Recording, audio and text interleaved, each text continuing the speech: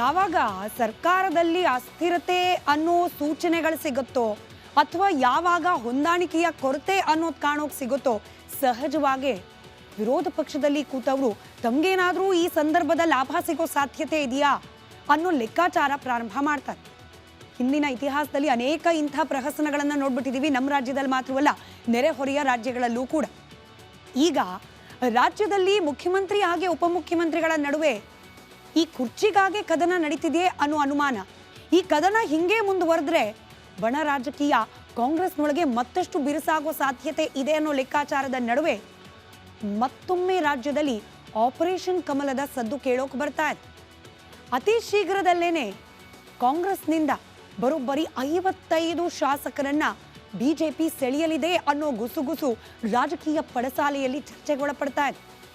ಇದಕ್ಕೆ ಕೌಂಟರ್ ಅನ್ನೋ ರೀತಿಯಲ್ಲಿ ಸಚಿವರೊಬ್ಬರು ಕಾಂಗ್ರೆಸ್ನಿಂದ ಯಾರೂ ಹೋಗಲ್ಲ, ಬದಲಾಗಿ ಬಿಜೆಪಿ ಹಾಗೆ ಜೆಡಿಎಸ್ನಿಂದಲೇ ಇರೋ ಬರೋ ಶಾಸಕರನ್ನ ನಾವು ಸೆಳೆತೇವೆ ಅನ್ನೋ ಎಚ್ಚರಿಕೆ ಕೊಟ್ಟಿದ್ದಾರೆ.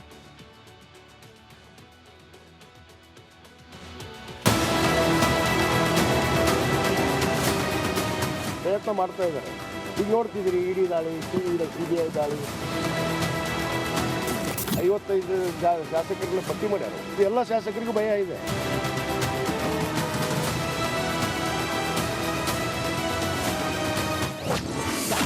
ಸರ್ಕಾರ ಕೆಡವಲು ಮುಂದಾಯ್ತಾ ಬಿಜೆಪಿ? ಕಾಂಗ್ರೆಸ್ ಶಾಸಕರಿಗೆ ಕಾಡುತ್ತಿದೆ ಟೆನ್ಷನ್.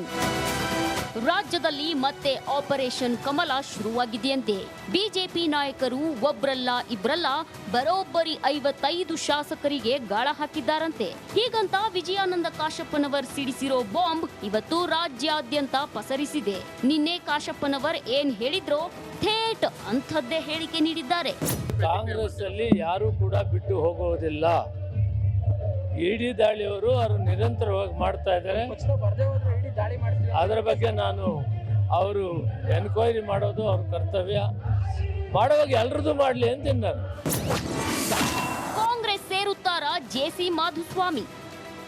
ಮಾಜಿ ಸಚಿವ ಜೆಸಿ ಮಾಧುಸ್ವಾಮಿ ಇತ್ತೀಚೆಗೆ ಸಿಎಂ ಭೇಟಿಯಾಗಿ ಚರ್ಚಿಸಿದ್ರು. ಅದರ ಬೆನ್ನಲ್ಲೇ ಬಿಜೆಪಿ ತೊರೆದು ಕಾಂಗ್ರೆಸ್ ಸೇರ್ತಾರೆ ಎಂಬ ಚರ್ಚೆ ಶುರುವಾಗಿದೆ.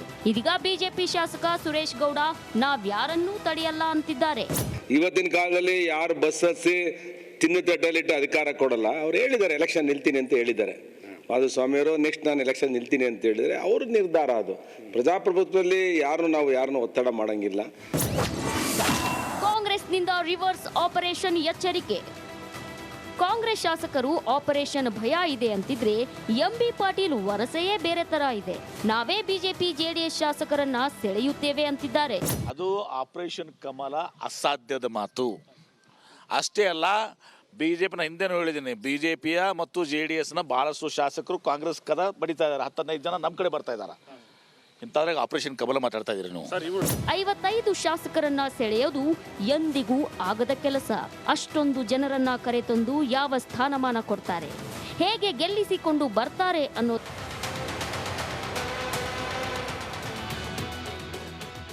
ಯಾವಾಗ ಸರ್ಕಾರದಲ್ಲಿ ಅಸ್ಥಿರತೆ ಅನ್ನೋ ಸೂಚನೆಗಳು ಸಿಗುತ್ತೋ ಅಥವಾ ಯಾವಾಗ ಹೊಂದಾಣಿಕೆಯ ಕೊರತೆ ಅನ್ನೋದು ಕಾಣೋಕೆ ಸಿಗುತ್ತೋ ಸಹಜವಾಗಿ ವಿರೋಧ ಪಕ್ಷದಲ್ಲಿ ಕೂತವರು ತಮಗೇನಾದರೂ ಈ ಸಂದರ್ಭದ ಲಾಭ ಸಿಗೋ ಸಾಧ್ಯತೆ ಇದೆಯಾ ಅನ್ನೋ ಲೆಕ್ಕಾಚಾರ ಪ್ರಾರಂಭ ಮಾಡ್ತಾರೆ. ಹಿಂದಿನ ಇತಿಹಾಸದಲ್ಲಿ ಅನೇಕ ಇಂಥ ಪ್ರಹಸನಗಳನ್ನು ನೋಡ್ಬಿಟ್ಟಿದ್ದೀವಿ. ನಮ್ಮ ರಾಜ್ಯದಲ್ಲಿ ಮಾತ್ರವಲ್ಲ, ನೆರೆಹೊರೆಯ ರಾಜ್ಯಗಳಲ್ಲೂ ಕೂಡ. ಈಗ ರಾಜ್ಯದಲ್ಲಿ ಮುಖ್ಯಮಂತ್ರಿ ಹಾಗೆ ಉಪಮುಖ್ಯಮಂತ್ರಿಗಳ ನಡುವೆ ಈ ಕುರ್ಚಿಗಾಗಿ ಕದನ ನಡೀತಿದೆಯೇ ಅನ್ನೋ ಅನುಮಾನ. ಈ ಕದನ ಹಿಂಗೆ ಮುಂದುವರೆದ್ರೆ ಬಣ ರಾಜಕೀಯ ಕಾಂಗ್ರೆಸ್ನೊಳಗೆ ಮತ್ತಷ್ಟು ಬಿರುಸಾಗೋ ಸಾಧ್ಯತೆ ಇದೆ ಅನ್ನೋ ಲೆಕ್ಕಾಚಾರದ ನಡುವೆ ಮತ್ತೊಮ್ಮೆ ರಾಜ್ಯದಲ್ಲಿ ಆಪರೇಷನ್ ಕಮಲದ ಸದ್ದು ಕೇಳೋಕೆ ಬರ್ತಾ ಇದೆ. ಅತಿ ಶೀಘ್ರದಲ್ಲೇನೆ ಕಾಂಗ್ರೆಸ್ನಿಂದ ಬರೋಬ್ಬರಿ 55 ಶಾಸಕರನ್ನ ಬಿಜೆಪಿ ಸೆಳೆಯಲಿದೆ ಅನ್ನೋ ಗುಸುಗುಸು ರಾಜಕೀಯ ಪಡಸಾಲೆಯಲ್ಲಿ ಚರ್ಚೆಗೊಳಪಡ್ತಾ ಇದೆ. ಇದಕ್ಕೆ ಕೌಂಟರ್ ಅನ್ನೋ ರೀತಿಯಲ್ಲಿ ಸಚಿವರೊಬ್ಬರು ಕಾಂಗ್ರೆಸ್ನಿಂದ ಯಾರೂ ಹೋಗಲ್ಲ, ಬದಲಾಗಿ ಬಿಜೆಪಿ ಹಾಗೆ ಜೆಡಿಎಸ್ನಿಂದಲೇ ಇರೋ ಬರೋ ಶಾಸಕರನ್ನ ನಾವು ಸೆಳೆತೇವೆ ಅನ್ನೋ ಎಚ್ಚರಿಕೆ ಕೊಟ್ಟಿದ್ದಾರೆ.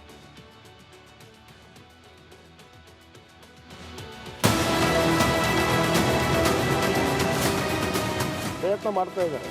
ಈಗ ನೋಡ್ತಿದ್ದೀರಿ, ಇಡಿ ದಾಳಿ, ಸಿಬಿಐ ದಾಳಿ, 55 ಶಾಸಕರನ್ನ ಪಟ್ಟಿ ಮಾಡ್ಯಾರ. ಎಲ್ಲ ಶಾಸಕರಿಗೂ ಭಯ ಇದೆ.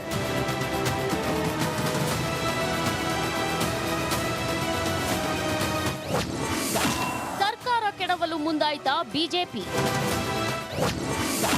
ಕಾಂಗ್ರೆಸ್ ಶಾಸಕರಿಗೆ ಕಾಡುತ್ತಿದೆ ಟೆನ್ಷನ್.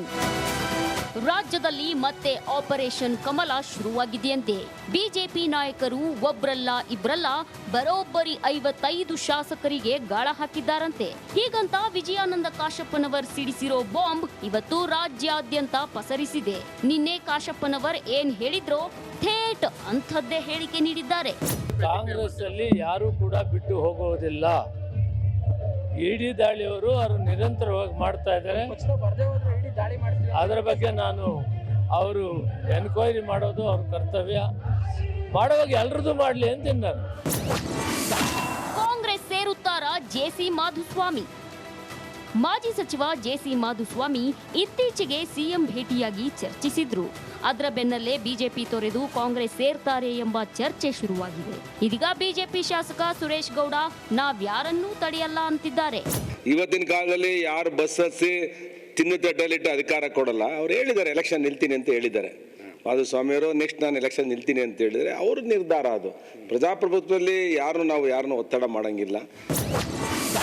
ಕಾಂಗ್ರೆಸ್ನಿಂದ ರಿವರ್ಸ್ ಆಪರೇಷನ್ ಎಚ್ಚರಿಕೆ. ಕಾಂಗ್ರೆಸ್ ಶಾಸಕರು ಆಪರೇಷನ್ ಭಯ ಇದೆ ಅಂತಿದ್ರೆ ಎಂಬಿ ಪಾಟೀಲ್ ವರಸೆಯೇ ಬೇರೆ ತರ ಇದೆ. ನಾವೇ ಬಿಜೆಪಿ ಜೆಡಿಎಸ್ ಶಾಸಕರನ್ನ ಸೆಳೆಯುತ್ತೇವೆ ಅಂತಿದ್ದಾರೆ. ಅದು ಆಪರೇಷನ್ ಕಮಲ ಅಸಾಧ್ಯದ ಮಾತು. ಅಷ್ಟೇ ಅಲ್ಲ, ಬಿಜೆಪಿನ ಹಿಂದೆನೂ ಹೇಳಿದ್ದೀನಿ, ಬಿಜೆಪಿಯ ಮತ್ತು JDSನ ಬಹಳಷ್ಟು ಶಾಸಕರು ಕಾಂಗ್ರೆಸ್ ಕದ ಬಡಿತಾ ಇದ್ದಾರೆ. 10-15 ಜನ ನಮ್ಮ ಕಡೆ ಬರ್ತಾ ಇದ್ದಾರೆ. ಇಂಥದ್ರಾಗ ಆಪರೇಷನ್ ಕಮಲ ಮಾತಾಡ್ತಾ ಇದ್ದೀರಿ ನೀವು. 55 ಶಾಸಕರನ್ನ ಸೆಳೆಯೋದು ಎಂದಿಗೂ ಆಗದ ಕೆಲಸ. ಅಷ್ಟೊಂದು ಜನರನ್ನ ಕರೆತಂದು ಯಾವ ಸ್ಥಾನಮಾನ ಕೊಡ್ತಾರೆ, ಹೇಗೆ ಗೆಲ್ಲಿಸಿಕೊಂಡು ಬರ್ತಾರೆ ಅನ್ನೋದೇ ಸದ್ಯದ ಪ್ರಶ್ನೆ.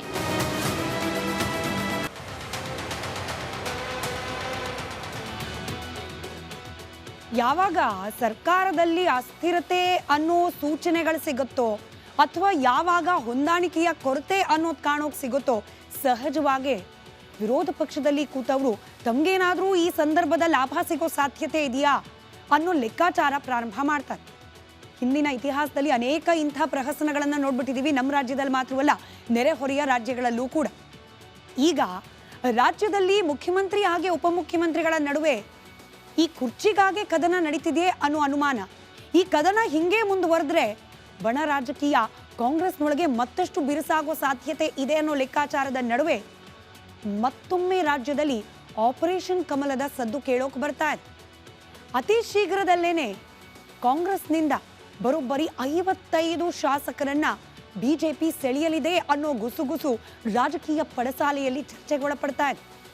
ಇದಕ್ಕೆ ಕೌಂಟರ್ ಅನ್ನೋ ರೀತಿಯಲ್ಲಿ ಸಚಿವರೊಬ್ಬರು ಕಾಂಗ್ರೆಸ್ನಿಂದ ಯಾರೂ ಹೋಗಲ್ಲ, ಬದಲಾಗಿ ಬಿಜೆಪಿ ಹಾಗೆ JDSನಿಂದಲೇ ಇರೋ ಬರೋ ಶಾಸಕರನ್ನ ನಾವು ಸೆಳೆತೇವೆ ಅನ್ನೋ ಎಚ್ಚರಿಕೆ ಕೊಟ್ಟಿದ್ದಾರೆ.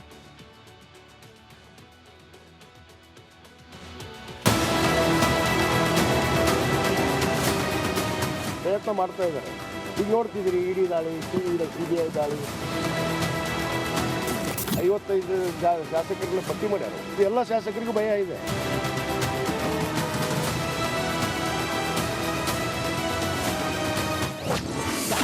ಸರ್ಕಾರ ಕೆಡವಲು ಮುಂದಾಯ್ತಾ ಬಿಜೆಪಿ?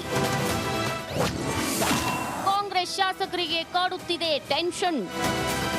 ರಾಜ್ಯದಲ್ಲಿ ಮತ್ತೆ ಆಪರೇಷನ್ ಕಮಲ ಶುರುವಾಗಿದೆಯಂತೆ. ಬಿಜೆಪಿ ನಾಯಕರು ಒಬ್ರಲ್ಲ ಇಬ್ರಲ್ಲ ಬರೋಬ್ಬರಿ 55 ಶಾಸಕರಿಗೆ ಗಾಳ ಹಾಕಿದ್ದಾರಂತೆ. ಹೀಗಂತ ವಿಜಯಾನಂದ ಕಾಶಪ್ಪನವರ್ ಸಿಡಿಸಿರೋ ಬಾಂಬ್ ಇವತ್ತು ರಾಜ್ಯಾದ್ಯಂತ ಪಸರಿಸಿದೆ. ನಿನ್ನೆ ಕಾಶಪ್ಪನವರ್ ಏನ್ ಹೇಳಿದ್ರೋ ಥೇಟ್ ಅಂಥದ್ದೇ ಹೇಳಿಕೆ ನೀಡಿದ್ದಾರೆ. ಕಾಂಗ್ರೆಸ್ ಅಲ್ಲಿ ಯಾರು ಕೂಡ ಬಿಟ್ಟು ಹೋಗುವುದಿಲ್ಲ. ಇಡಿ ದಾಳಿಯವರು ಅವರು ನಿರಂತರವಾಗಿ ಮಾಡ್ತಾ ಇದ್ದಾರೆ. ಅದರ ಬಗ್ಗೆ ನಾನು ಅವರು ಎನ್ಕ್ವೈರಿ ಮಾಡೋದು ಅವ್ರ ಕರ್ತವ್ಯ. ಮಾಡುವಾಗ ಎಲ್ರದ್ದು ಮಾಡಲಿ ಅಂತೀನಿ ನಾನು. ಕಾಂಗ್ರೆಸ್ ಸೇರುತ್ತಾರ ಜೆಸಿ ಮಾಧುಸ್ವಾಮಿ? ಮಾಜಿ ಸಚಿವ ಜೆಸಿ ಮಾಧುಸ್ವಾಮಿ ಇತ್ತೀಚೆಗೆ ಸಿಎಂ ಭೇಟಿಯಾಗಿ ಚರ್ಚಿಸಿದ್ರು. ಅದರ ಬೆನ್ನಲ್ಲೇ ಬಿಜೆಪಿ ತೊರೆದು ಕಾಂಗ್ರೆಸ್ ಸೇರ್ತಾರೆ ಎಂಬ ಚರ್ಚೆ ಶುರುವಾಗಿದೆ. ಇದೀಗ ಬಿಜೆಪಿ ಶಾಸಕ ಸುರೇಶ್ ಗೌಡ ನಾವ್ಯಾರನ್ನೂ ತಡೆಯಲ್ಲ ಅಂತಿದ್ದಾರೆ. ಇವತ್ತಿನ ಕಾಲದಲ್ಲಿ ಯಾರು ಬಸ್ ಹಚ್ಚಿ ತಿನ್ನು ತಟ್ಟಲಿಟ್ಟು ಅಧಿಕಾರ ಕೊಡಲ್ಲ. ಅವ್ರು ಹೇಳಿದ್ದಾರೆ ಎಲೆಕ್ಷನ್ ನಿಲ್ತೀನಿ ಅಂತ ಹೇಳಿದ್ದಾರೆ. ಮಾಧುಸ್ವಾಮಿಯವರು ನೆಕ್ಸ್ಟ್ ನಾನು ಎಲೆಕ್ಷನ್ ನಿಲ್ತೀನಿ ಅಂತ ಹೇಳಿದರೆ ಅವ್ರ ನಿರ್ಧಾರ ಅದು. ಪ್ರಜಾಪ್ರಭುತ್ವದಲ್ಲಿ ಯಾರನ್ನು ಒತ್ತಡ ಮಾಡಂಗಿಲ್ಲ. ಕಾಂಗ್ರೆಸ್ನಿಂದ ರಿವರ್ಸ್ ಆಪರೇಷನ್ ಎಚ್ಚರಿಕೆ. ಕಾಂಗ್ರೆಸ್ ಶಾಸಕರು ಆಪರೇಷನ್ ಭಯ ಇದೆ ಅಂತಿದ್ರೆ ಎಂಬಿ ಪಾಟೀಲ್ ವರಸೆಯೇ ಬೇರೆ ತರ ಇದೆ. ನಾವೇ ಬಿಜೆಪಿ ಜೆಡಿಎಸ್ ಶಾಸಕರನ್ನ ಸೆಳೆಯುತ್ತೇವೆ ಅಂತಿದ್ದಾರೆ. ಅದು ಆಪರೇಷನ್ ಕಮಲ ಅಸಾಧ್ಯದ ಮಾತು. ಅಷ್ಟೇ ಅಲ್ಲ, ಬಿಜೆಪಿನ ಹಿಂದೆನೂ ಹೇಳಿದ್ದೀನಿ, ಬಿಜೆಪಿಯ ಮತ್ತು JDSನ ಬಹಳಷ್ಟು ಶಾಸಕರು ಕಾಂಗ್ರೆಸ್ ಕದ ಬಡಿತಾ ಇದ್ದಾರೆ. 10-15 ಜನ ನಮ್ಮ ಕಡೆ ಬರ್ತಾ ಇದ್ದಾರೆ. ಇಂಥದ್ರಾಗ ಆಪರೇಷನ್ ಕಮಲ ಮಾತಾಡ್ತಾ ಇದ್ದೀರಿ ನೀವು. 55 ಶಾಸಕರನ್ನ ಸೆಳೆಯೋದು ಎಂದಿಗೂ ಆಗದ ಕೆಲಸ. ಅಷ್ಟೊಂದು ಜನರನ್ನ ಕರೆತಂದು ಯಾವ ಸ್ಥಾನಮಾನ ಕೊಡ್ತಾರೆ, ಹೇಗೆ ಗೆಲ್ಲಿಸಿಕೊಂಡು ಬರ್ತಾರೆ ಅನ್ನೋ